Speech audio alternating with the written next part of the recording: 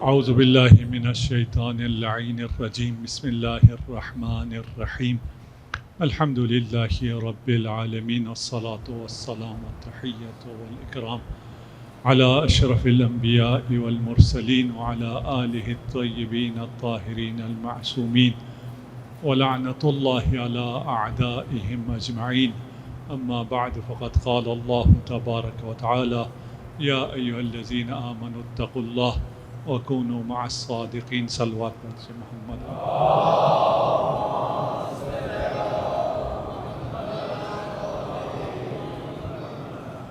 الحمدللہ خدا نے ہمیں اتنی زندگی دی، اتنے سانسیں عنایت کی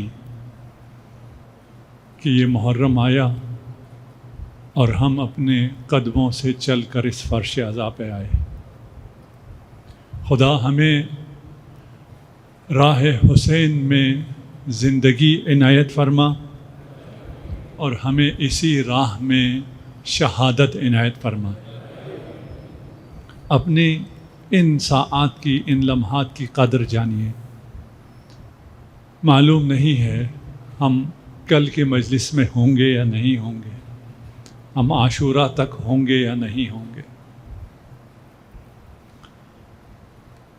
ایک شخص نجف سے آیا تھا، آج صبح پہلی مجلس پڑھی،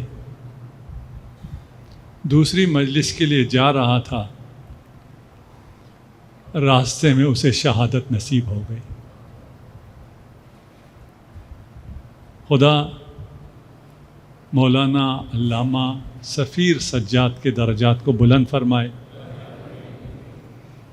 اور میں کیا بتا سکتا ہوں آپ کو کہ سفیر سجاد کون تھا۔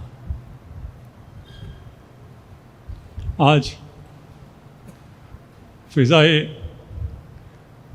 الکوثر سوگوار ہے، محرم کا بھی آغاز ہے، اور ایک ذاکر حسین بھی ہم سے بچھڑ گیا، وہ جس نے لاکھوں لوگوں کو کربلا کی راہ دکھائی۔ ہادی ٹی وی پہ آپ نے وہ پروگرام دیکھے ہوں گے، ہم جب سفیر سجاد کے ساتھ بیٹھ کے راستے میں کربلا نجف کے درمیان پروگرام کرتے تھے، لوگ آنسو بہاتے ہوئے آتے تھے کہ ہم آپ کی وجہ سے، سفیر سجاد آپ کی وجہ سے کربلا آئے ہیں، ہمیں علم نہیں تھا کربلا میں کیا ہوتا ہے۔ ایک ایسا نوجوان خطیب، ایک ایسا نوجوان عالم جو عین شباب میں درجہ اجتہاد پر تھا۔ ہمارے ہاں، ہمارے حوزہ علمیہ میں تواضع کی وجہ سے جوانی میں پہنچا، جوانی میں ہی جاتا ہے درجہ اجتہاد پہ، لیکن اس کا اظہار نہیں کیا جاتا، اس کو بتایا نہیں جاتا۔ ساتھی جانتے ہیں، استاد جانتے ہیں، شاگرد جانتے ہیں کہ یہ عین شباب میں درجہ اجتہاد پر ہے۔ عالم تشیع کی امید تھی، ہم سے بچھڑ گیا، لیکن خوش نصیب ہے کہ راہ حسین میں مادر حسین کو شاید اس کی مجلس پسند آ گئی، اسے اپنے پاس بلا لیا۔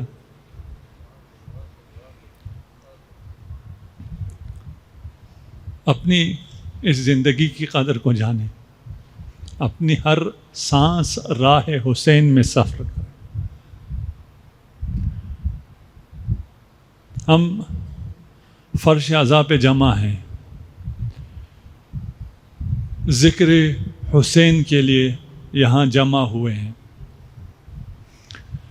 لیکن حسین باب اللہ ہے۔ ذکر حسین آپ کو ذکر خدا تک پہنچاتا ہے، ذکر اللہ تک پہنچاتا ہے۔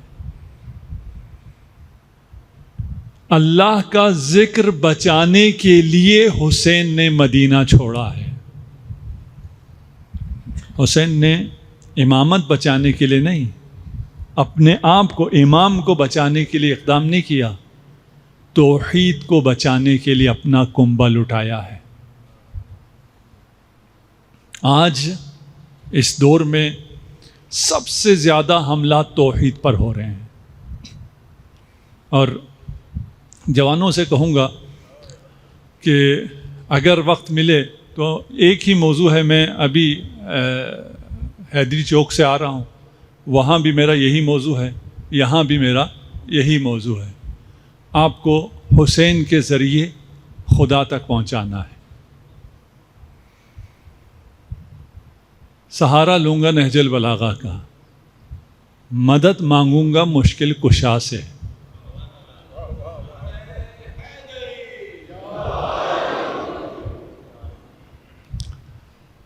کیونکہ عشرہ محرم میں جو بھی موضوع شروع کیا جائے وہ کہیں پہنچتا نہیں تھا. تو ابھی یہ نزدیک کے 2 عشرے ہیں, تو اس لیے اگر آ سکتے ہیں تو آ کے سنیے, نہیں آ سکتے جہاں کوئی سوال پیدا ہو اس تشنیگی کو آپ آن لائن سن لیجئے, تاکہ ملا کے ایک مقصد تک پہنچا جا سکے. صلوات پڑھ دیجیے محمد و آل محمد.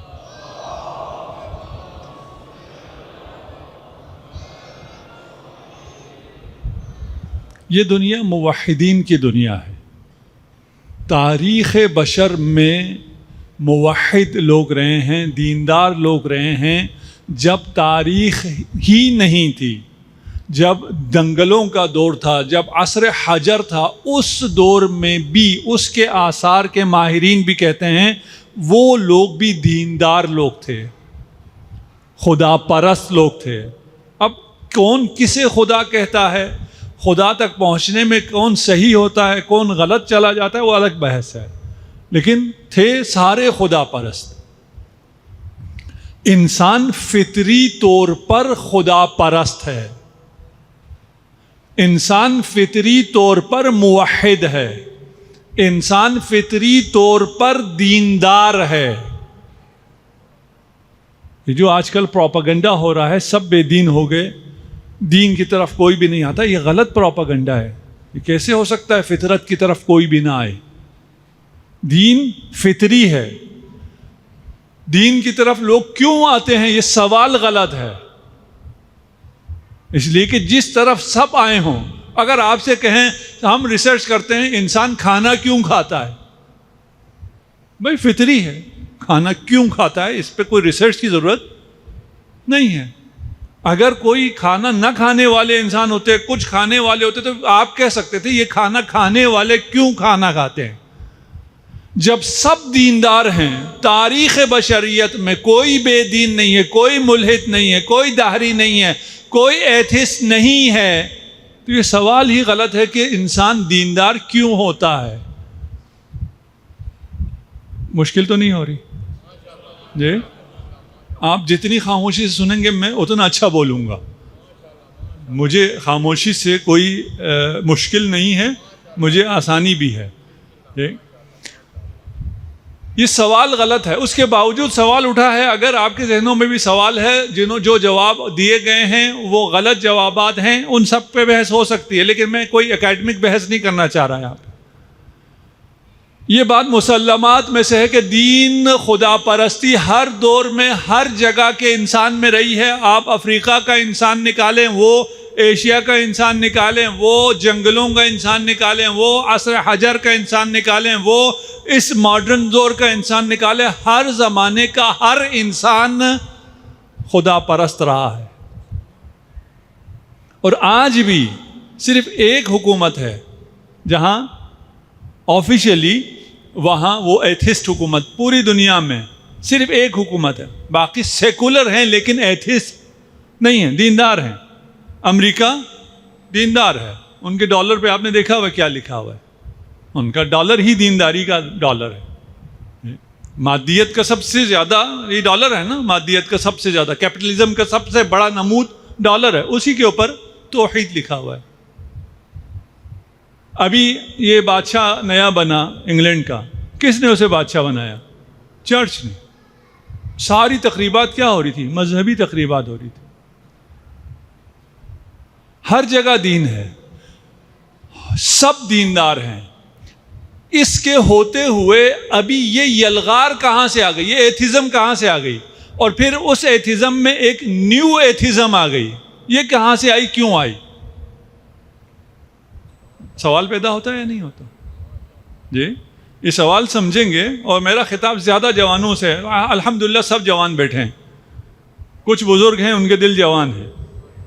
جی وَإِلَّا اتنی بزرگ مجھے معلوم ہے اکثر بزرگ بہت دور دور سے آئے ہیں, جوان نہ ہوتے اتنی دور سے یہاں نہ آتے. تو میرا خطاب جوانوں سے ہے. نیو ایتھزم آئی, کب سے آئی؟ 9/11 کے بعد سے آئی. 9/11 کا ایتھزم سے کیا تعلق؟ اس نئے پروجیکٹ کو لانے کے لیے, ایتھزم کو لانے کے لیے, نیو ایتھزم کو لانے کے لیے, لوگوں کو بے دین کرنے کے لیے انہیں اپنے ٹوین ٹاور گرانے پڑے. آپ میں سے کسی کو بھی ابھی غلط فہمی تو نہیں ہے نا کہ طالبان نے گرایا ہے کسی کو غلط فہمی ہے؟ طالبان کوئی مکھی بھی نہیں مار پاتے. القاعدہ نے اس کے بعد کوئی مکھی بھی نہیں ماری. ایک ہی دفعہ اتنا بڑا حملہ کرنے والے کی طاقت ختم ہوتے ہوتے بھی مرا ہوا ہاتھی بھی 1.25 لاکھ کا ہوتا ہے. یہ نہ القاعدہ تھی نہ طالبان, یہ ان کا اپنا کیا درا تھا. یہ مثالیں آپ اپنے اطراف میں دیکھیں تو آپ کو ہی مل جائیں گی. ملتی نہیں ملتی؟ ملتے ہیں. انسان آج کل بہت سمجھدار. یہ سب کیوں کیا گیا یار؟ دیندار لوگ, آپ کے ہاں بھی نصاب چینج ہو رہا ہے. نصاب کی تبدیلی کا آج کل تھوڑا سا شور بیٹھ گیا ہے, لیکن تبدیل ہو رہا ہے. 1 کیریکولم آ رہا ہے. صرف آپ کے ہاں تبدیل ہو رہا ہے نہیں, پوری دنیا میں تبدیل ہو رہا ہے. یورپ میں بھی تبدیل ہو رہا ہے, امریکہ میں بھی تبدیل ہو رہا ہے, کینیڈا میں بھی تبدیل ہو رہا ہے. کیا تبدیلی آ رہی ہے؟ بے دینی پھیلائی جا رہی ہے, اخلاقی قدروں کو ختم کیا جا رہا ہے. میرے لیے سوال تھا, چلو ہمارے بچوں پہ وہ رحم نہیں کرتے, اپنے بچوں پہ کیوں رحم نہیں کرتے؟ یہ سوال ہے یا نہیں ہے؟ ان کے ہاں ویسٹ میں ابھی یہ مصیبت آ گئی ہے کہ وہ بچے, اب ان کے بچے رہتے ہی نہیں ہیں. بھئی وہ کیسا بچہ ہے جسے بچپنے میں بھی اگر ڈانٹ دیا جائے تو وہ پولیس کو کال کر دے اور باپ کو جیل بھجوا دے, ماں کو عدالت میں کھڑا کر دے؟ کیسا بچہ ہے؟ اور 18 سال کے بعد تو وہ پہچانتا بھی نہیں ہے. ہمارے ہاں کے بہت سے جو مسائل ہیں, ہم جسے مسائل کہتے ہیں, ایئرپورٹ پہ آپ آتے ہیں, استقبال کرنے والوں کو بہت رش ہوتا ہے. ہمارے ہاں ایک مسئلہ ہے کہ انہیں کیسے روکا جائے. ہاسپٹلز میں تیمارداروں کا ایک ہجوم ہوتا ہے, وہاں لکھ کے لگایا جاتا ہے. ہمارے یہاں مسئلہ ہے اسے کیسے وہ کیا جائے. شادیوں کے لیے ہمیں بہت بڑے بڑے ہال چاہیے ہوتے ہیں, اور شادی ہال آپ دیکھ رہے ہیں کیسے کیسے بنتے چلے جا رہے ہیں. ویسٹ میں یہ مسئلہ ہے ہی نہیں. وہاں نہ ایئرپورٹ پہ کوئی کسی کے استقبال کے لیے آتا ہے, نہ ہاسپٹل میں کوئی کسی کی تیمارداری کے لیے آتا ہے, نہ کسی کی شادی میں کوئی شرکت کے لیے آتا ہے. میں جہاں رہتا تھا ویسٹ میں, میرے بالکل سامنے چرچ تھا, وہاں ہر دوسرے دن شادی ہوتی تھی. ایک دن 10-15 لوگ آئے تھے, باقی 2, 3, 4, 5, 6 ختم. شادی میں کل 6 لوگ, اور آئے دن شادیاں ہوتی تھی. مسئلہ ہی ان کا ختم ہو گیا. انہیں زیادہ دین کی ضرورت تھی, اس کا احساس بھی ہے. ابھی چین میں تبلیغ کی اجازت ہو گئی ہے, ہمارے سائٹ والے چین میں نہیں ہے, لیکن جو مرکزی چین ہے اس میں تبلیغ کی اجازت ہے. اور مجلس ابھی اس محرم میں وہاں مجلس بپا ہو رہی ہے. اور کہاں ہو رہی ہے؟ پاکستان ایمبیسی میں مجلس ہو رہی ہے. انہیں بھی پتہ چل گیا ضرورت ہے ہمیں دین کی. سب انسانوں کو پتہ چل گیا ہے. یہ جو ہم نے بہت شوق سے انگلش میڈیم بڑے بڑے اسکولوں میں اپنے بچوں کو بھیجا تھا, اور ان کے انگلش بولنے پہ ہم بڑے خوش تھے, ان کے انگریزوں کی طرح چال ڈال ہمیں بڑی پسند آ رہی تھی. اب کیونکہ 8-10 سال گزر گئے, 15 سال گزر گئے, اب ہمیں سمجھ میں آ گیا ہے, بہت سے لوگوں کو سمجھ میں آ گیا ہے کہ اس کا نتیجہ کیا نکلا ہے. آیا سمجھ میں نہیں آیا؟ جی دین انتہائی اہم, دین فطری, اس کے باوجود یہ ساری طاقتیں اس دین کو ختم کیوں کرنا چاہ رہی ہیں؟ سوال ہے یا نہیں ہے؟ جی سوال ہے. صرف ہمارے ہوتا تو ہم کہتے یہ ہمیں خراب کرنے کے لیے, اپنے بچوں کا بھی یہی حال ہے. ابھی یورپ امریکہ کے صرف مسلمانوں کا نہیں، باقی جو دیندار یا جو بیدار لوگ ہیں، دیندار بھی نہیں کہا، ان کو بھی مسئلہ ہوا ہے کہ یہ بچوں کو کیا کر رہے ہیں. اور کچھ چیزیں آؤٹ بھی ہوئی ہیں، شاید آپ لوگ ہوں. میں ابھی اس موضوع کو لمبا نہیں کرنا چاہتا، یہ صرف مقدمہ ہے، میں نے آگے نکلنا ہے. آج کا انسان کل کے انسان سے، گزشتہ انسان سے آج کا انسان بہت فرق کر گیا ہے. تعلیم بہت زیادہ ہو گئی ہے، شعور بہت زیادہ آ گیا ہے. انفارمیشن کو اب بند رکھنا ممکن نہیں ہے. اب انفارمیشن کراس دی بارڈر سب جگہ پہنچ رہی ہے، ڈائلاگ ہو رہا ہے. اب زبان آنے نہ آنے کا بھی مسئلہ سادہ سب ختم ہو گیا ہے. وہ آٹو کیپشن لگا ہوا ہے، ساری زبانوں میں ترجمہ ہو رہا ہے. آپ کے پاس کہنے کو کوئی چیز ہے، اچھی بات ہے، آپ کریں، وہ ترجمہ ہو کے سارے لوگ دیکھ لیں گے، سارے لوگ سمجھ لیں گے. انفارمیشن کو بند رکھنا ممکن نہیں رہا. ہم جہاں بیٹھے ہیں اس کے نیچے لائبریری ہے، اور اگر ممکن ہوا تو میں درخواست کروں گا اس لائبریری کو مجلس کے بعد کھول دیا کریں. کچھ اگر احباب دیکھنا چاہیں لائبریری کو، البتہ کتاب کا دیکھنا عبادت نہیں ہے، لیکن دیکھیں تاکہ کبھی پڑھ لیں تو شاید عبادت شمار ہو جائے. یہاں ہمارے اہل سنت اسکالر بھی آتے ہیں، وہ جب دیکھتے ہیں کہ ہم نے اہل سنت کی کتابیں بالکل اسی طرح رکھی ہیں جس طرح ہم نے اپنی کتابیں رکھی ہیں، تو وہ حیران ہوتے ہیں، کہتے ہیں ہمارے ہاں بھی آپ کی کتابیں ہیں لیکن ہم انہیں لاک رکھتے ہیں. کیوں لاک رکھتے ہو؟ اس لیے کہ اگر ہمارے بچے کتابیں پڑھیں گے تو خراب ہو جائیں گے، گمراہ ہو جائیں گے. ہمارے بچوں کو، آپ کو، ہمیں کوئی گمراہی کا کوئی ڈر نہیں، سب چیزیں ہیں. یہ جو پہلے کہا کرتے تھے نکاح ٹوٹ جائے گا، شیعوں کی مسجدوں میں مت جاؤ، شیعوں کے امام بارگاہ میں مت جاؤ، اب تو یہ سوشل میڈیا کے ذریعے سب جگہ پہنچ رہی باتیں. اب تو نکاح نہیں ٹوٹتا ہے. کیسے؟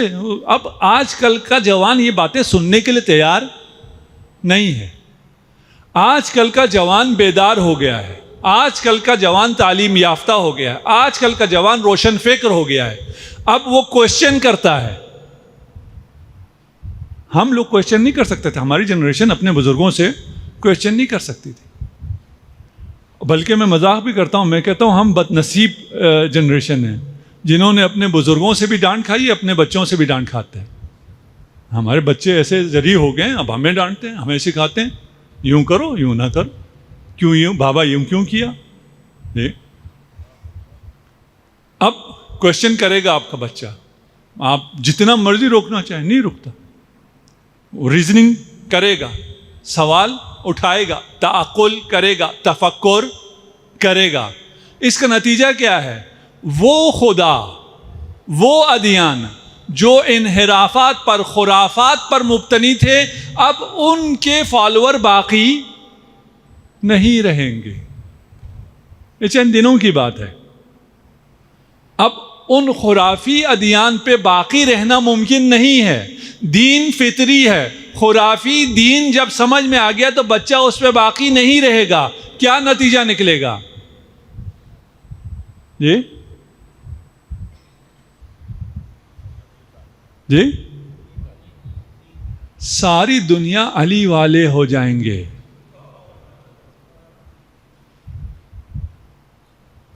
یہ منظور ہے؟ ہاں، دنیا کو یہ منظور ہے سب علی والے ہو جائیں؟ اور سب علی والے ہوں گے یا نہیں ہوں گے؟ ہوں گے. ہمارا ایمان ہے، ہمارا یقین ہے، رسول کا وعدہ ہے، خدا کا وعدہ ہے، سب علی والے ہوں گے، سب علی والے ہوں گے اور یوسف زہرا کو پکاریں گے. یہ ہوگا، یہ ہوگا. اب یہ ہوتا ہوا دشمن کو بھی نظر آ گیا. علاج کیا ہے؟ دین ہی ختم کر دو، کہانی ہی ختم، سب کو ملحد کر دو. اگر دین رہے گا، اگر خدا رہے گا، اگر عقل رہے گا تو پھر تو وہ صحیح دین کی طرف چلے جائیں گے. حل کیا ہوا؟ حل یہ ہے دین ہی ختم کر دو.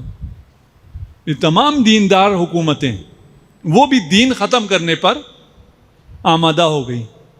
اب پتہ نہیں، میں جو دیندار کہہ رہا ہوں، ہمارے ہاں دیندار اسے کہتے ہیں جو داڑھی رکھتا ہو اور پردہ کرتا ہو اسے دیندار کہتے ہیں. میں جو خدا کو مانتا ہے، عمل اس کا جو مرضی ہے، اس کی بات نہیں کر رہا. ایک خدا کو مانتا ہے، ایک کہتا ہے خدا نہیں ہے.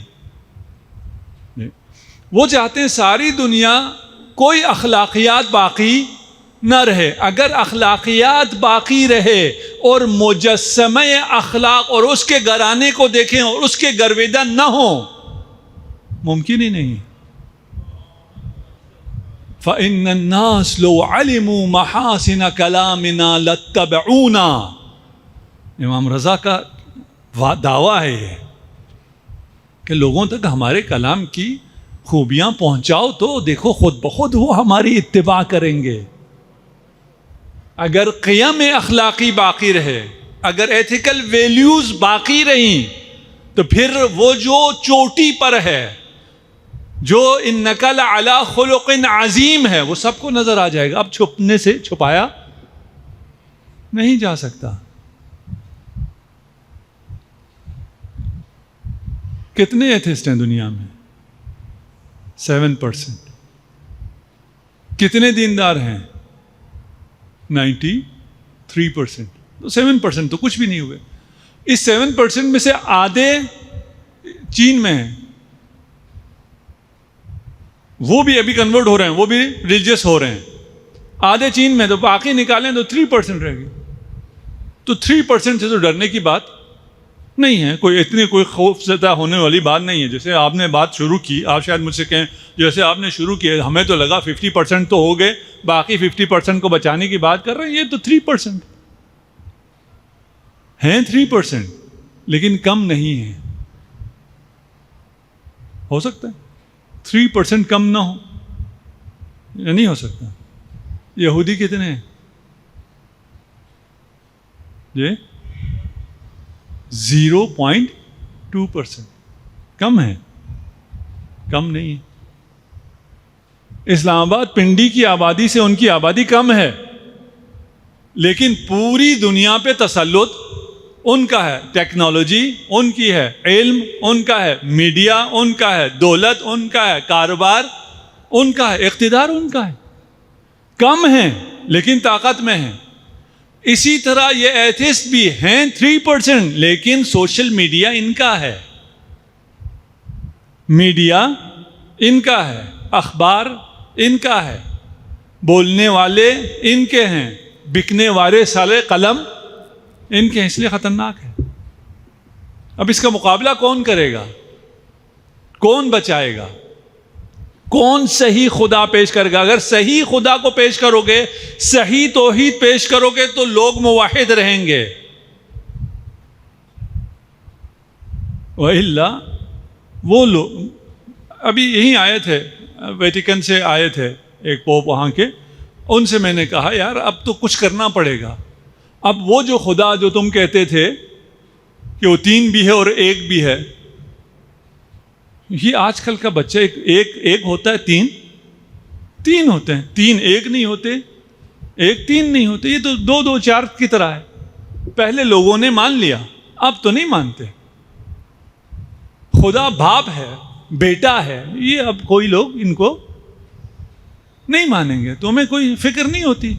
بھئی سائنس میں ایک تھیوری آتی ہے، وہ تھیوری جب ثابت ہونا شروع ہو جاتا ہے کہ یہ بات صحیح نہیں ہے. ابھی بگ بینگ پہ کتنا آپ شور کرتے تھے، ابھی جیمس ویب نے کہنا شروع کر دیا ہے، سوالات اٹھانے شروع کر دیں. سائنسدان کیا کریں گے؟ اس کو تبدیل کر دیں گے، کہیں گے یہ نئی تھیوری آ گئی، یہ لے لو. سائنس آگے چلتی رہے گی. میں نے کہا ہم مذہبی لوگوں کو بھی چاہیے نا کہ پہلے جو خرافاتی نظریات تھے توحید کے، خدا کے، اگر وہ خرافات ہیں تو اس کو چھوڑ دو، جو اصل ہے اس کے اوپر آ جاؤ. جس پہ اعتراض نہ ہوتا ہو اس پہ ہم جمع ہو جائیں. کیا حرج ہے؟ سارے دیندار جمع ہو جائیں اس خدا پہ جس خدا پر اعتراض نہیں آتا. اب میں یہ پھر ڈیٹیل میں نہیں جاتا ہوں، علمی بحث ہو جائے گی. اس کو میرے حساب سے وہ ساری چیزیں مان گیا کہ جو ہم مانتے ہیں وہ سب خرافات ہے. اور پھر میں نے نام لیے بغیر اسلام کا، تشیع کا، علی کا خدا کہے بغیر میں نے کہا اگر ایسا خدا ہو اسے سب مانیں گے نہیں مانیں گے؟ کہا ہاں اس خدا کو تو سب مانیں گے.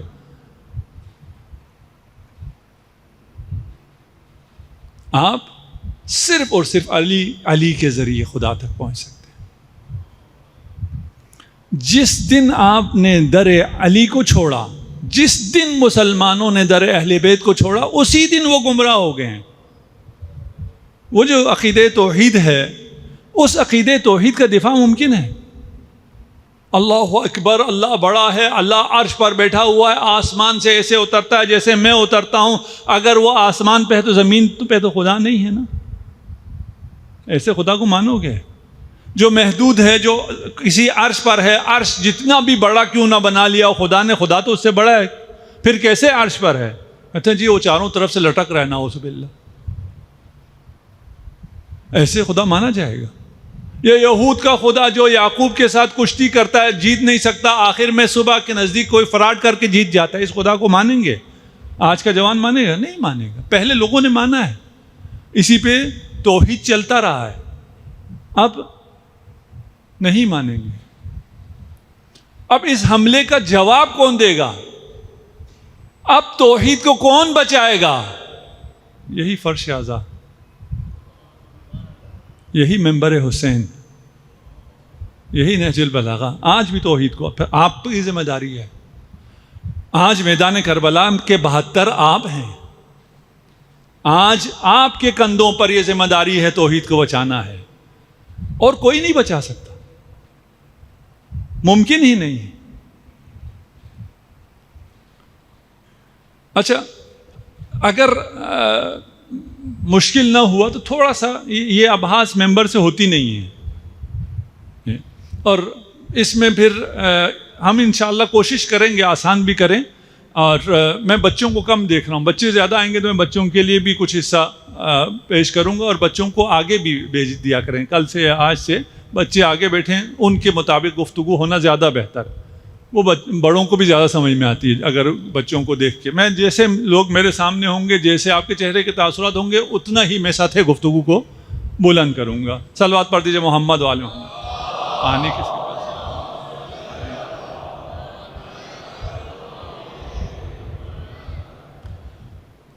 اچھا، ایک بات اور مزے کی کہوں، آپ سے میں نے کہا تھا نا 3%، 7% ایتھسٹ ہیں، 3% ایتھسٹ ہیں، یہ 3% بھی نہیں ہے۔ دنیا میں کوئی ایک بندہ بھی ملحد ایتھسٹ نہیں ہے، اور جو ایتھسٹ ہیں، اور ایتھسٹ کے یہ جو 4 ہارس مین ہیں جو 9/11 کے بعد آئے ہیں اور انہوں نے بڑا چڑھائی کی ہے، یہ اگر ان کو بھی کہا جائے ایتھسٹ، یہ کہیں گے نہیں ہم پہ الزام لگا رہے ہو، ہم ایتھسٹ نہیں ہیں۔ اچھا، پھر کیا؟ یہ کہانی کو نیا ٹوسٹ آ گیا نا۔ ایتھزم ہے کیا؟ ایتھسٹ ہے کیا؟ اور اس کے پاس آپ سے بحث کرنے کے لیے کچھ بھی نہیں ہے، آپ صرف ایک پنچ سے اسے ناک آؤٹ کر سکتے ہیں، بات آگے چلے گی ہی نہیں، کوئی بحث ہی نہیں ہے اس کے پاس، کہنے کو جب کچھ ہے ہی نہیں، وہ ہے ہی نہیں، جو ہے ہی نہیں اس سے کیا بحث؟ جیسے میں نے پہلے کہا ہے، وہ بڑا خطرناک ہے، چاروں طرف سے اس کا حملہ ہے، سوشل میڈیا اس کے پاس ہے، زبان اس کے پاس ہے، ہنر اس کے پاس ہے، گلیمر اس کے پاس ہے، سب کچھ اس کے پاس ہے، لیکن وہ ہے ہی نہیں۔ کیا مطلب وہ ہے ہی نہیں؟ ایتھسٹ کہتے کسے ہیں؟ ایتھسٹ اسے کہتے ہیں جو یہ کہے کہ میرے پاس دلیل ہے کہ خدا نہیں ہے، میرے پاس دلیل ہے کہ خدا کا ہونا محال ہے۔ ہم معمولاً یہ سمجھتے ہیں جو خدا کو نہ مانے وہ ایتھسٹ ہے، عملاً ایتھسٹ تو مسلمانوں میں بھی بہت، وہ پرسنٹیج نکالیں تو پتہ نہیں کتنے بن جائیں۔ ہم خدا کو مانتے ہیں، اس کے بعد خدا کی کچھ بھی نہیں مانتے، وہ ایک الگ مسئلہ ہے، ہم ابھی ان کی بات نہیں کر رہے ہیں۔ عقیدہ ہے خدا پہ، اس کے بعد عمل میں کمزوری ہے، خدا انہیں ہدایت دے، خدا مجھے بھی ہدایت دے، خدا ہم سب کو ایمان دے، خدا ہم سب کو عمل صالح کی طاقت دے۔ کوئی شخص جو یہ دعویٰ کر سکے کہ خدا نہیں ہے، خدا کا ہونا محال ہے، کوئی ایتھسٹ نہیں ہے۔ کیا مطلب؟ کوئی ایک شخص بھی ایسا دنیا میں نہیں آیا، تاریخ بشر میں نہیں آیا جو اس دعویٰ پہ دلیل دینے کی کوشش کرے۔ بات منتقل ہو رہی ہے، میں تھوڑا سا رک اس لیے رہا ہوں کہ بات آپ تک پہنچ جائے۔ کوئی ایک شخص بھی اگر آپ کو ملے، ابھی ہم 10 دن یہاں ہیں، آپ لے آئیے کہ فلاں صاحب ہے، اس نے یہ کوشش کی ہے، کوشش، ہاں صحیح غلط کی بات نہیں کر رہا، یہ کوشش بھی کسی نے نہیں کی ہے کہ اس بات کو ثابت کرے کہ خدا کا ہونا اس دنیا میں، اس کائنات میں محال ہے۔ وہ جو ہر جگہ ہے، جس کا ظہور ہر چیز سے زیادہ ہے، جس کے بارے میں امام حسین فرماتے ہیں الیس لغیرک من الظہور ما لیس لک، کسی اور کے پاس اس لائٹ میں، اس سورج میں ایسا ظہور ہے، ایسا نور ہے جو تجھ میں نہیں ہے، کہ کوئی اور مجھے تجھ تک پہنچائے۔ اس خدا کا کون انکار کر سکتا ہے؟ اس خدا کے انکار کا کون دلیل لا سکتا ہے؟ پھر یہ کیا ہیں؟ ایتھسٹ کیا ہیں؟ کوئی بھی اگر آپ نے ڈیبیٹ کرنی ہو، سب سے پہلے تو یہ سن لیں کہ ایتھسٹ بننے کے لیے عقل کی خودکشی ضروری ہے۔ کوئی عقل کو رہنے دے اور ایتھسٹ ہو جائے محال ہے۔ پہلے عقل کو ختم کرنا پڑے گا، اس کو فائر کرنا پڑے گا، خودکشی کرو، عقل ختم کر دو، عقل نام کی کوئی چیز نہ رہے، آپ کیا ہو جائیں گے؟ ملحد ہو سکتے ہیں، آپ دہری ہو سکتے ہیں۔ عقل کے ہوتے ہوئے آپ دہری نہیں ہو سکتے، اس لیے ہماری حدیث کی کتابوں میں پہلا باب باب عقل ہے۔ ہمیں ائمہ نے سب سے پہلے عقل کی طرف دعوت دی ہے۔ ہم ادلہ اربعہ میں سے ایک دلیل کو عقل مانتے ہیں۔ اس کا مطلب کیا ہے ابھی ہم بیان کریں گے، یہ کانسیپٹس ہم نے کلیئر کرنے ہیں۔ یہ کچھ چیزیں جو واضح نہیں بیان کی جاتی ہیں اسے ہم کھول کے سامنے رکھیں گے، آسان کر دیں گے آپ کے لیے انشاءاللہ۔ اس کی جب باری آئے گی وہاں کریں گے۔ کوئی بھی مباحثہ ہو، اس مباحثے میں ایک مقام ثبوت ہوتا ہے، ایک مقام اثبات ہوتا ہے، ایک مقام لوازم ہوتا ہے۔ ڈریے نہیں، ابھی بہت آسان ہو جائے گا۔ مقام ثبوت کا کیا مطلب ہے؟ یہ چیز ہو سکتی ہے یا نہیں ہو سکتی؟ صلوات پڑھ دیجیے محمد و آل محمد۔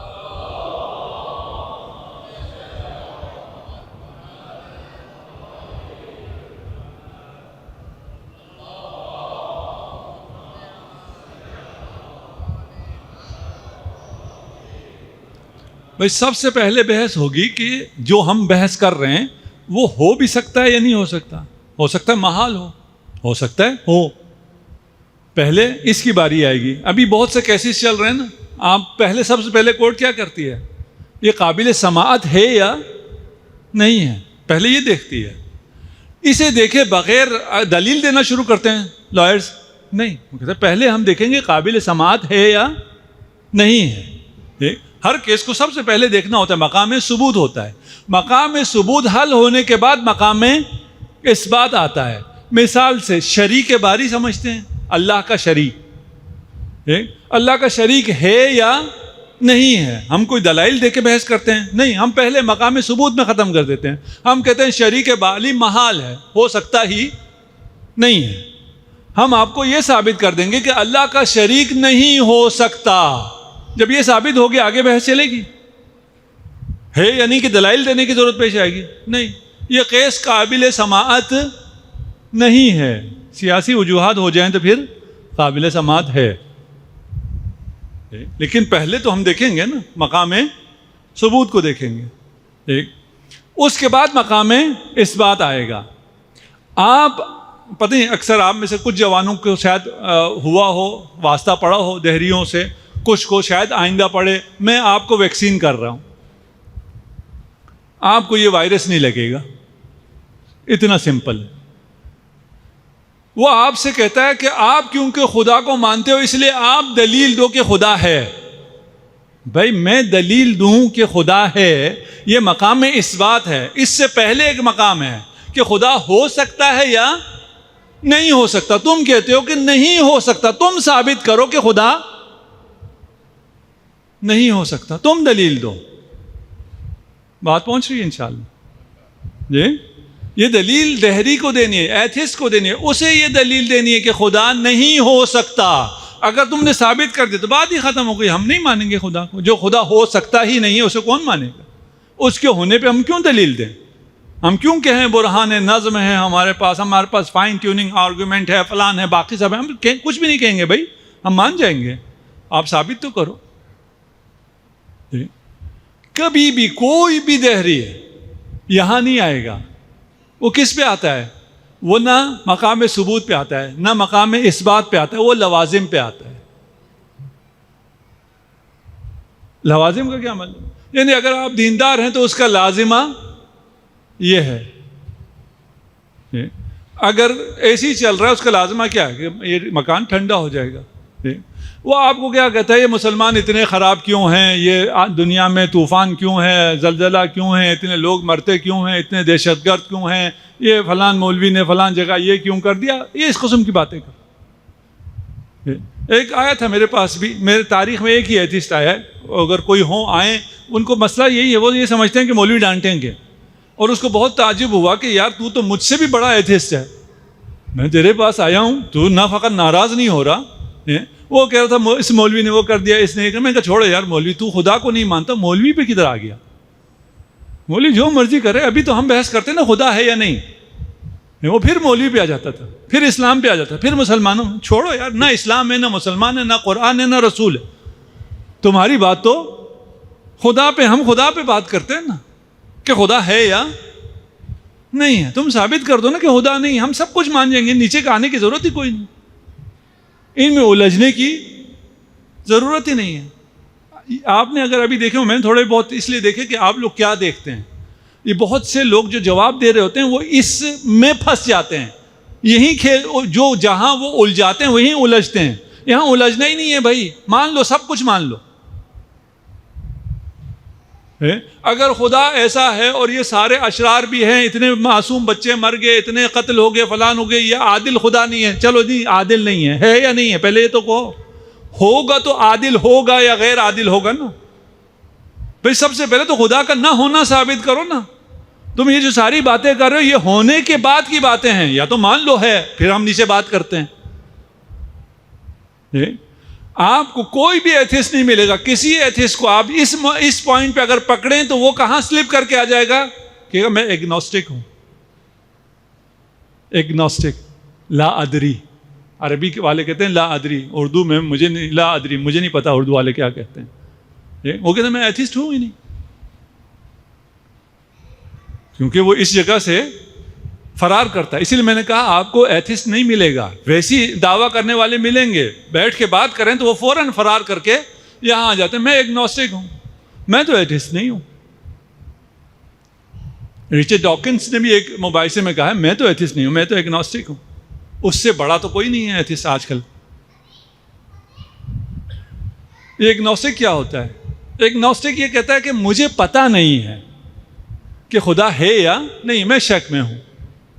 یہ اب وہ جو جہاں ہم نے اس کو پھنسایا تھا کہ بھئی تم ثابت کرو کہ خدا کا ہونا محال ہے، کیسے ثابت کرے گا یہ بیچارہ انسان؟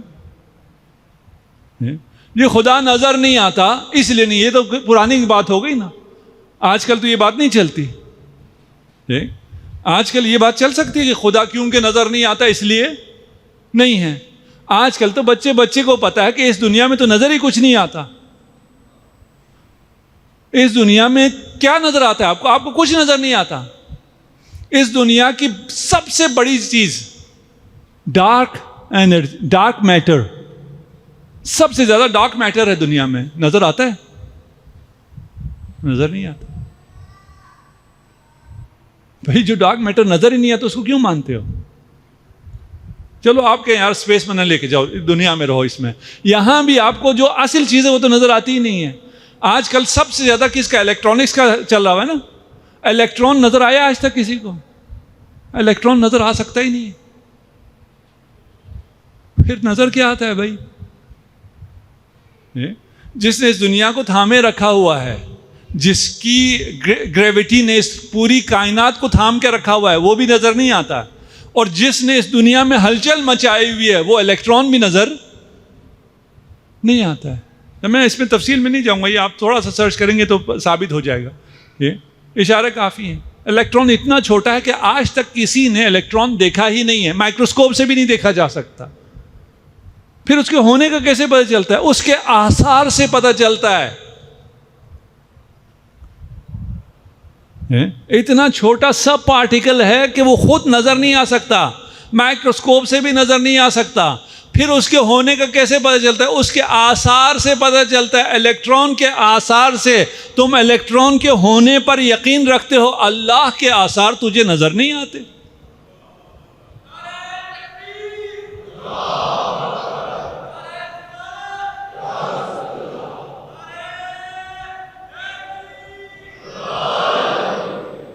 تو یہ باتیں بالکل عقل ختم۔ عقل ہو اور انسان خدا پرست نہ ہو، ممکن نہیں ہے۔ اتنا مسخرہ ہے یہ ایتھیزم، یہ دین سے بھاگنے والے لوگ۔ وہاں سے بھاگ کے آ جاتے ہیں کس پر؟ کہ میں ایگنوسٹک ہوں۔ ایگنوسٹک ہوں کب تک آپ کہہ سکتے ہیں میں ایگنوسٹک ہوں؟ ایگنوسٹک کیا ہے؟ شک ہے، مجھے پتہ نہیں ہے۔ شک مرض ہے۔ حالت مرض میں انسان باقی نہیں رہ سکتا۔ میں ہمیشہ مریض ہوں بھائی، مجھے پتہ نہیں ہے۔ پتہ نہیں ہے، اس کے کچھ عرصے بعد، سال بعد، 2 سال بعد، 4 سال بعد، 10 سال بعد تمہیں پتہ چل جائے گا۔ یا ادھر آ جاؤ گے موحد ہو جاؤ گے، یا ادھر جاؤ گے اور ایتھسٹ ہو جاؤ گے۔ میں ہمیشہ ایگنوسٹک ہوں، یہ کوئی بات ہے؟ تم فلاسفر بھی ہو، تم اسکالر بھی ہو، تم سائنٹسٹ بھی ہو اور ایگنوسٹک بھی ہو۔ مذاق ہے یہ؟ مجھے کچھ پتہ ہی نہیں ہے، بولتے کیوں ہو؟ تجھے منہ کھولنے کی اجازت کس نے دی ہے؟ تجھے قلم اٹھانے کی اجازت کس نے دی ہے؟ تجھے بچوں کو گمراہ کرنے کی کس نے اجازت دی ہے؟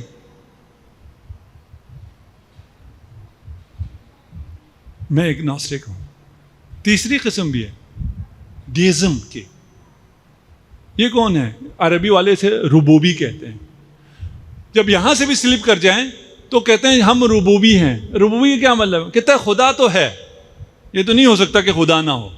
اس کے لیے تو ہم نے کہا بالکل انسان کو خودکشی کرنی پڑے گی، عقل وقل نام کی کوئی چیز نہ ہو کہ خدا تو ہے، لیکن خدا نے یہ کائنات بنانے کے بعد وہ ریٹائر ہو گیا، بیٹھ گیا آرام سے، اس کا ہم سے کوئی تعلق نہیں ہے۔ یہ اس سے بھی زیادہ مسخرہ ہے، یہ اس سے بھی بڑی جوک ہے۔ اس میں ہم ابھی نہیں آتے۔ آپ لوگوں کے لیے آپ ویکسین ہو گئے، جو بھی آئے کہ پہلے آ جاؤ بھائی، مرحلے ثبوت میں آ جاؤ۔ لوازم ہم سارے مان گئے، ہم سب برے ہیں، ہم نے مان لیا۔ پھر آپ کبھی کبھار یہ دھوکہ کھا جاتے ہیں۔ میں ایک جگہ بیٹھ کے ایک پروگرام چل رہا تھا، ہم جس زمانے میں ہادی ٹی وی میں زیادہ فعال تھے وہ کر رہے تھے، ایک نیا ڈاکٹر، آج کل یہی ہیں ڈاکٹر بھی ہیں، وہ پروڈیوسر تھا۔ تو ہم مختلف ٹی وی چینلز اور مخصوصاً ریلیجیس دیکھتے تھے۔ ایک ٹی وی دیکھ کے کہتا ہے یار یہ اسپیکر غلط بات نہیں کر سکتا۔ میں نے کیوں، کیا ہوا؟ کہ اس کے سامنے آڈینس دیکھو نا، اتنے گورے بیٹھے ہوئے ہیں، اتنے گوروں کے سامنے کوئی غلط بات کیسے کر سکتا ہے؟ غلام ذہن۔ اور ابھی آپ سے یہ کہتے ہیں نا وہ فلاں نوبل پرائز اس نے جیتا ہوا ہے اور فلاں جو ہے وہ کیا ہو گیا، ایتھسٹ ہو گیا، وہ غلط تو نہیں کہہ سکتا۔ اسی طرح کی باتیں، وہ بڑا آدمی، بھائی کچھ لوگ بڑے ہوتے ہیں، کچھ لوگوں کو بڑا کیا جاتا ہے۔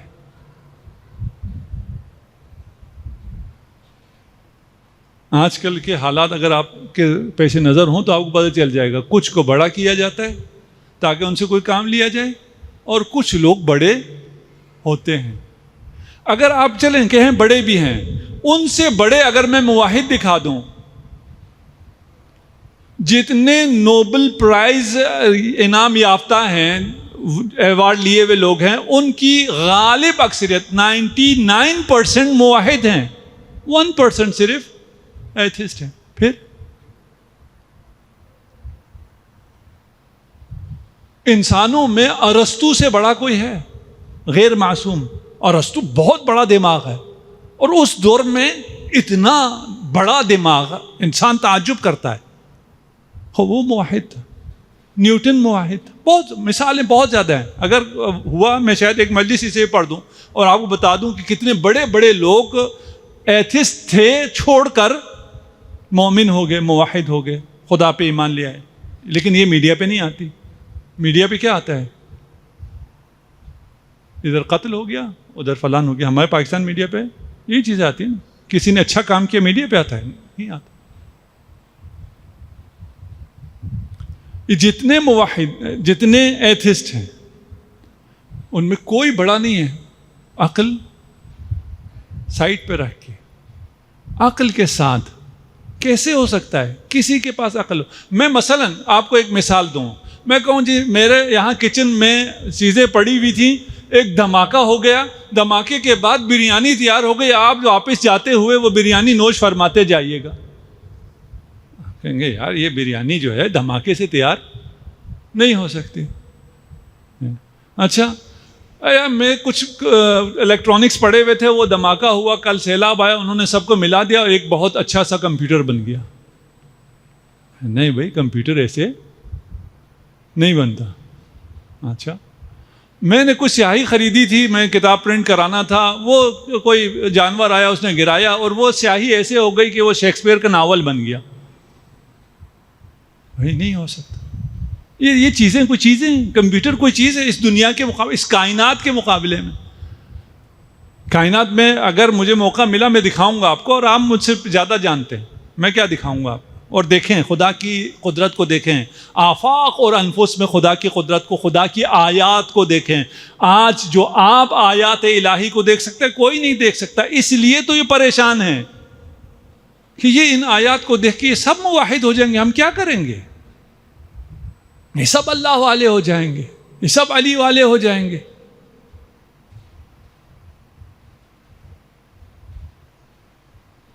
ایک تجربہ بھی ہوا ہے کہ آپ بلی کو ٹائپ رائٹر کے سامنے، یہ تجربہ ٹائپ رائٹر کے دور میں ہوا ہے، آج کل تو کمپیوٹر کی بورڈ کے ساتھ آپ یہ تجربہ اپنے گھر میں بھی کر سکتے ہیں۔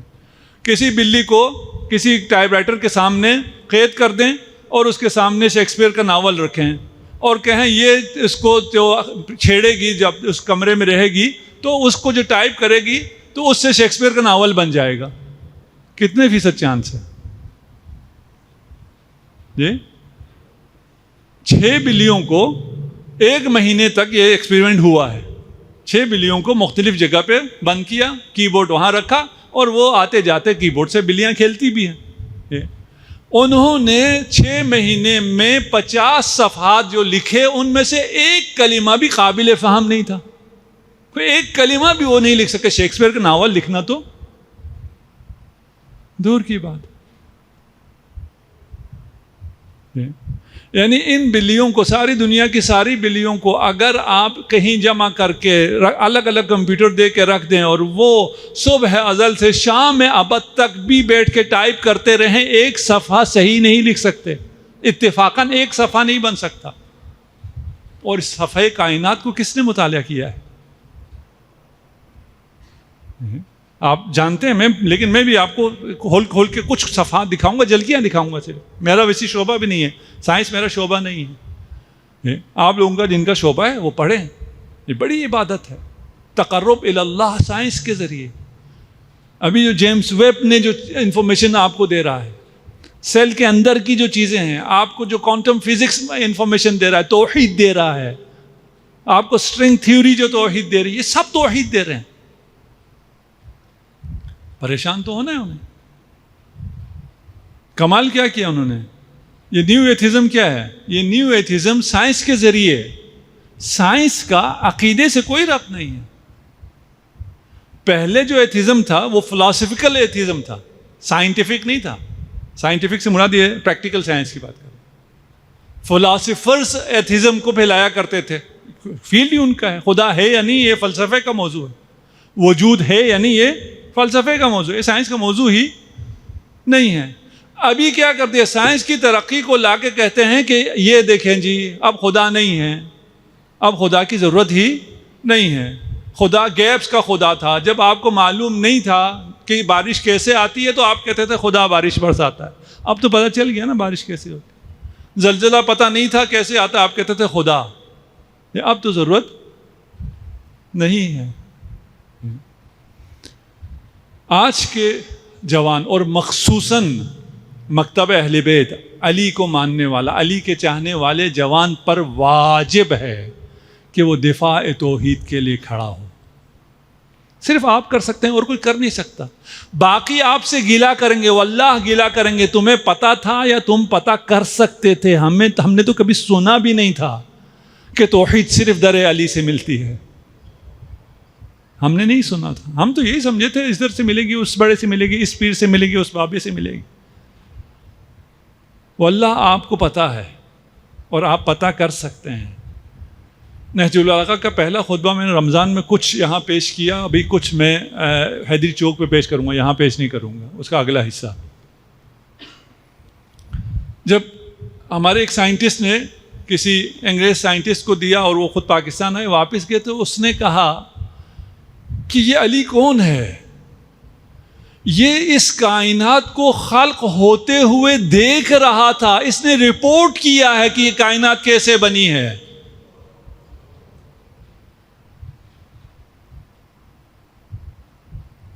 آپ کو سمجھ میں نہیں آیا نا؟ بہت نہج البلاغہ پڑھنے کی ضرورت نہیں ہے، پہلا خطبہ. اور نہج البلاغہ کا ترجمہ جو مفتی جعفر حسین علی اللہ مقاموں نے کیا ہے، اس جیسا ترجمہ کسی اور زبان میں نہیں ہوا ہے. فارسی میں بھی نہیں ہوا، کسی اور زبان میں بھی اتنا اچھا ترجمہ نہیں ہوا. لیکن پہلے خطبے میں بہت سی باتیں ہیں جو مفتی صاحب کے دور میں اس طرح واضح نہیں تھی جو ابھی واضح ہوئی ہے. ابھی اس ترجمے کو اپڈیٹ ہونا چاہیے. اس وقت نہیں سمجھ سکتے تھے، نہ مفتی صاحب سمجھ سکتے تھے، نہ اس دور کا باقی انسان سمجھ سکتا تھا. جو آج چیزیں واضح ہوئی ہیں اس کے نتیجے میں جب نہج البلاغہ پڑھتے ہیں عقل حیران رہ جاتی. علی دیکھ رہا تھا.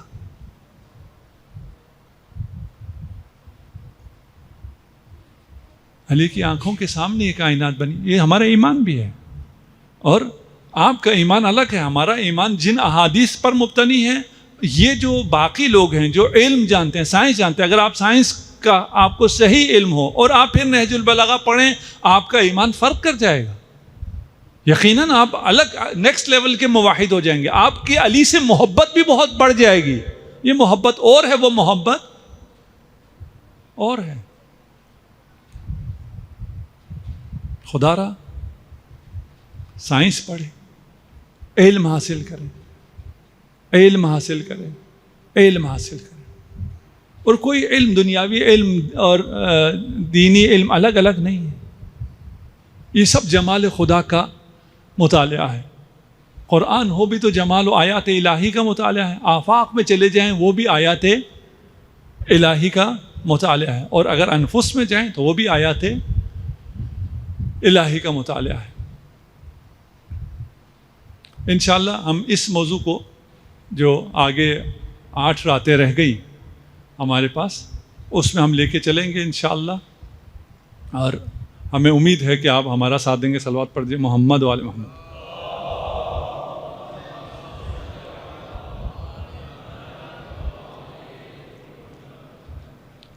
رونے کے ایام ہیں، اور رونا، گریہ، دل کا ٹوٹنا. ہم خدا تک پہنچنے کے لیے ہماری جو ساری کوشش تھی، میرے ناقص الفاظ میں، اگر وہ کوشش کامیاب نہ ہو تو حسین کا ذکر سن کر جب دل ٹوٹے گا تو وہ خدا جو نہ آسمان میں سما سکتا ہے نہ زمین میں سما سکتا ہے، وہ آپ کے دل میں سما جائے گا. آپ رمضان میں خدا کے مہمان ہوتے ہیں. آپ حج پہ، کچھ حاجی حضرات بیٹھے ہوئے بھی خدا کے مہمان تھے، لیکن خدا آپ کا مہمان تب بنتا ہے جب آپ کا دل ٹوٹ جائے، جب آپ کا دل نرم ہو جائے. اور اس کے لیے فرش اعضاء سے بہتر کوئی جگہ نہیں ہے. امام جعفر صادق علیہ الصلاۃ والسلام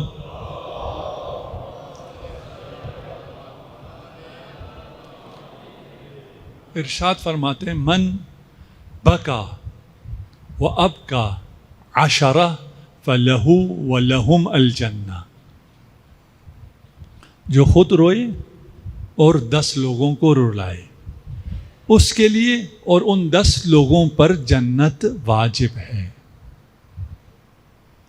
راوی نے تعجب کیا، مولا یہ کیسے ہو سکتا ہے؟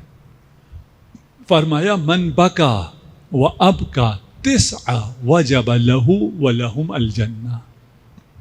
تم 10 پہ تعجب کرتے ہو، جو 9 کو رلائے. پھر فرمایا جو 8 کو، جو 7 کو، جو 3 کو، جو 2 کو. پھر فرمایا جو 1 کو رلائے، خود گریہ کرے اور 1 کو رلائے. آپ جب گریہ کرتے ہیں اور بلند آواز میں گریہ کرتے ہیں تو اپنے ساتھ والے کو بھی رلاتے ہیں. یہ حدیث آپ کے لیے بھی. راوی کا تعجب بڑھا تو فرمایا من بکا و ابکا او تباکا وجب لہو و لہم الجنہ. جو روئے رلائے، دوسرا مصائب سن کے اسے رونا نہیں آ رہا، رونے کی شکل بنا لے، اس پر بھی جنت واجب ہے. کتنے کریم ہیں. یہ نہیں کہتے کہ تم رو رہے ہو صحیح نہیں رو رہے، کہہ رہے نہیں تم رونے کی شکل تو بناؤ. کس پہ رونا ہے؟ اس حسین پہ رونا ہے جس پہ ملائکہ نے گریہ کیا ہے، جس پہ رسول نے گریہ کیا. آج آپ شہادت کے بعد گریہ کر رہے ہیں، رسول نے شہادت سے پہلے گریہ کیا ہے. جب حسین متولد ہوئے، فاطمہ حسین کو لے کر بارگاہ رسالت میں حاضر ہوتی ہے، رسول حسین کو اپنے آغوش میں لیتے ہیں، سر سینے حسین پر رکھ کے زار زار گریہ کرنا شروع کر دیتے ہیں. بابا میرے بچے میں کوئی نقص ہے؟ آپ میرے بچے کو دیکھ کے کیوں گریہ کر رہے ہیں؟ فرمایا بیٹی میں اس لیے گریہ کر رہا ہوں کہ یہ حسین دشت کرب و بلا میں بے یار و مددگار. اللہ اکبر. فاطمہ مضطرب ہوئی، کہا بابا جب یہ حادثہ ہوگا تو آپ ہوں گے میرے حسین پہ رونے کے لیے؟ فرمایا بیٹی میں نہ ہوں گا. کہا بابا علی مرتضیٰ ہوں گے؟ کہا علی بھی نہیں ہوں گے. تڑپ کے پوچھا بابا میں ہوں گی؟ ایک دکھیاری ماں اپنے مظلوم بیٹے پر گریہ کرے. کہا فاطمہ آپ بھی نہیں ہوں گی. تڑپ کر پوچھا بابا پھر میرے بیٹے پر کون روئے گا؟ رسول خدا نے آپ کی طرف اشارہ کیا، ایک قوم آئے گی جس کے بیٹے حسین پر روئیں گے، جس کے جوان علی اکبر پر روئیں گے، جس کے بچے علی اصغر پر روئیں گے. اجرکم علی اللہ. رونے کے ایام آ گئے ہیں، محرم آ گیا ہے. محرم آتے ہی آپ تو گریہ شروع کر دیتے ہیں، لیکن محلے بنی ہاشم میں آنسوؤں سے گریہ نہیں ہوتا. اب وقت کا امام امامہ سر سے اتار دیتا ہے، بال پریشان کر دیتا ہے اور ارشاد فرماتا ہے میرے شیعو اگر تم آنسو بہاتے ہو میں تمہارے آنسو کی جگہ خون بہاتا ہوں. آج حق اللہ. خدا آپ کو سلامت رکھے، خدا رونے والوں کو سلامت رکھے. میں کون ہوتا ہوں؟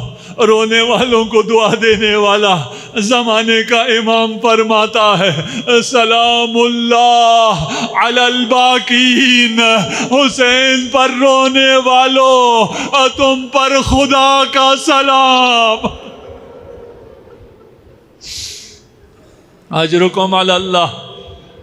حسین نے مدینے سے نکلنے کا ارادہ کیا، قبر رسول پر آئے، قبر رسول سے ودا کیا، قبر رسول سے بلند ہوئے. راوی کہتا ہے جب رسول کی قبر کی طرف جا رہے تھے تو اس شان سے جا رہے تھے جس طرح امام کی چال ہوتی ہے، لیکن وہاں سے جب ماں کی قبر کی طرف چلے تو ایک بچے کی طرح ماں کی قبر پر لب کے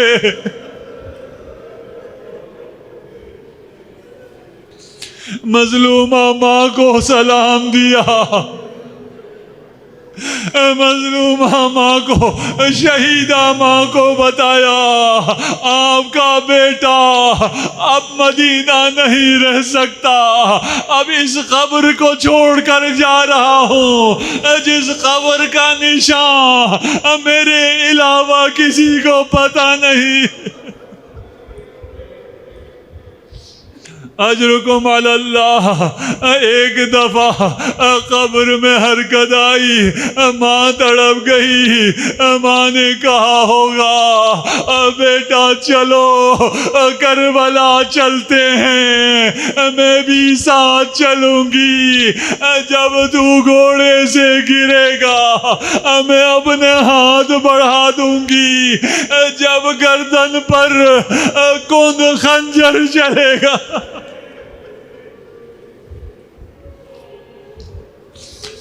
اجرکم علی اللہ۔ لوگوں نے حسین کو روکنے کی کوشش کی، ام سلمہ بھی آئی، کہا بیٹا کربلا نہ جاؤ، عراق کی جانب سفر مت کرو۔ فرمایا مجھے حکم ہے، میں سفر پر جا رہا ہوں، اماں یہ تربت رکھ لیجئے، اس خاک شفا کو رکھ لیجئے، اس خاک کے ساتھ رکھیے جو رسول خدا نے دی تھی۔ جب یہ خاک خون میں تبدیل ہو جائے تو سمجھ لینا آپ کا حسین مارا گیا۔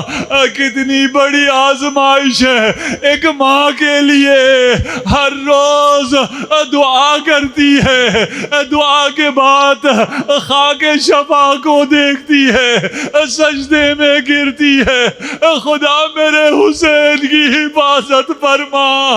ایک دن جب آرام کیا، خواب میں رسول خدا کو دیکھا، بال پریشان ہیں، محاسن غبار آلود ہیں۔ عرض کیا رسول خدا کبھی آپ کو اس حیات میں نہیں دیکھا۔ فرمایا ام سلمہ کربلا سے آ رہا ہوں، میرا حسین کربلا میں۔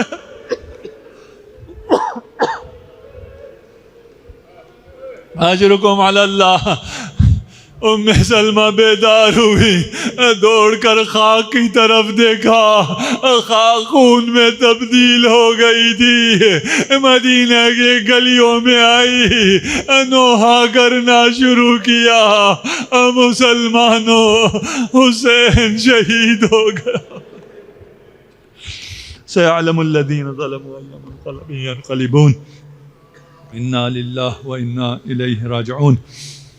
خدایا ہماری اس قلیل عبادت کو اپنی بارگاہ میں قبول و منظور فرما، تمام عزاداروں کی حفاظت فرما، تمام مریضوں کو شفائے عاجل عنایت فرما۔ خدایا جو لوگ اس فرش عزا پر تشریف لاتے ہیں اور اس مجلس کے لیے تعاون فرماتے ہیں، ان کی توفیقات خیر میں اضافہ فرما۔ بالاخص الحاج سید محمد بہبہانی، انہوں نے اپنے والدین کی مغفرت کے لیے تعاون فرمایا، خدا ان کی توفیقات خیر میں اضافہ فرما، تمام مرحومین کی مغفرت فرما۔ بالاخص ہمارے عزیز مرحوم و مغفور شہید سجاد سفیر سجاد کے درجات کو بلند فرما، تمام حاضرین کے مرحومین کی مغفرت فرما، ہمیں دنیا میں زیارت امام حسین، آخرت میں شفاعت امام حسین سے بہرمند فرما، ظہور امام زمان میں تعجیل فرما، رحمتک یا ارحم الراحمین۔